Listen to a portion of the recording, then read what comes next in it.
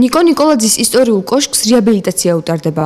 2017 წლის 13 ნოემბერს ნიკოლაძის იუბილესადმი მიძღვნილი ღონისძიების ფარგლებში კოშკის სარეაბილიტაციო სამუშაოები უკვე დასრულებული უნდა იყოს. ადგილობრივებს ძირითადად უარყოფითი დამოკიდებულება აქვთ და ფიქრობენ, რომ კულტურული მემკვიდრეობის ძეგლს იერსახე ეცვლება და ამ სახით მისი რესტავრაცია დაუშვებელია. კოშკის სრული რეაბილიტაციისთვის სახელმწიფომ 470,000 ლარი გამოყო. საერთოდ როცა რამე კეთდება, იმაზე აუგი არ უნდა თქვა. და მეორეც არის რომ გემოვნებაზე არ დაობენ ზოგს ისეთი მოწონ ზოგს ასეთი მაგრამ ჩვენ სულ სხვა მდგომარეობასთან გვაქვს საქმე ეს არის ძველი ისტორიული შენობა ერთ-ერთი ისტორიული შენობაა ქალაქში შემორჩენილი და ამის იერსახის დაკარგვა როგორ შეიძლება ის ახლა რაც კეთდება ეს არის მისი იერსახის დაკარგვა მისი სიძველის დაკარგვა ეგრეთ წოდებული ნიკო ნიკოლაძის კოშკი არის ერთ-ერთი ყველაზე უძველესი ისტორიული ძეგლი ამ ქალაქში რომლითაც ფოთელები ვამაყობდით ამ სახით მისი რესტავრაცია მე დაუშვებლად მიმაჩნია არ ვიცი ვინ გასცა ბრძანება ასეთი სახით აღდგენილიყო ის მაგრამ უპირველეს ყოვლისა უპრიანი იქნებოდა ქალაქის საზოგადოების აზრი მოესმინათ და შემდგომ მიეღოთ გადაწყვეტილება მისი აღდგენის თაობას არქიტექტორი ნუგზარ ტუღუში ამბობს, რომ კოშკი მე-17 საუკუნის ძეგლია და ამიტომ მას ძალიან ფაქიზად უნდა მიუდგნენ.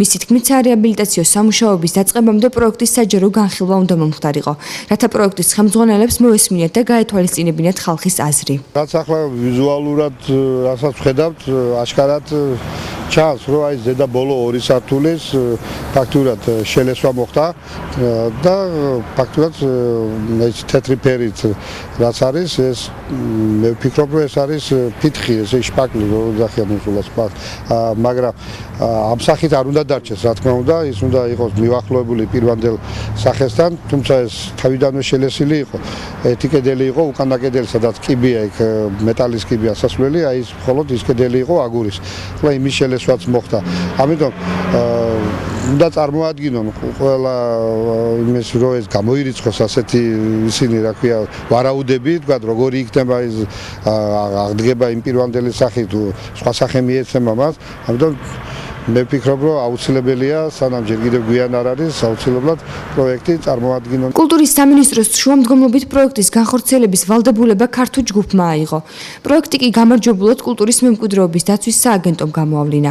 სამუშაოებს ქართულ ჯგუფის დაკვეთით ფირმა ტაუტბელი ასრულებს. ფირმა ტაუტბელის დამფუძნებელი რამაზ ებრალიძე ამტკიცებს, რომ კოშკს პირვანდელი სახე შეუნარჩუნდება. არავით არის კოშკს არ დაეკარგება პირვანდელი სახე შეიძლება ეს გამოიწვია იმან რომ კოშკის ზემოთა ფლიგელი, რომელიც ჩვენ გავანთავისუფლეთ ნალესობისგან, შიგნით დაგვხვდა როგორც იძახიან ქვა კი არა, იქ იყო მთლიანად აგური, რომელიც ატყობა წინა რესტავრაციის დროს იყო გაფუჭებული, დაზიანებული და შელესილი.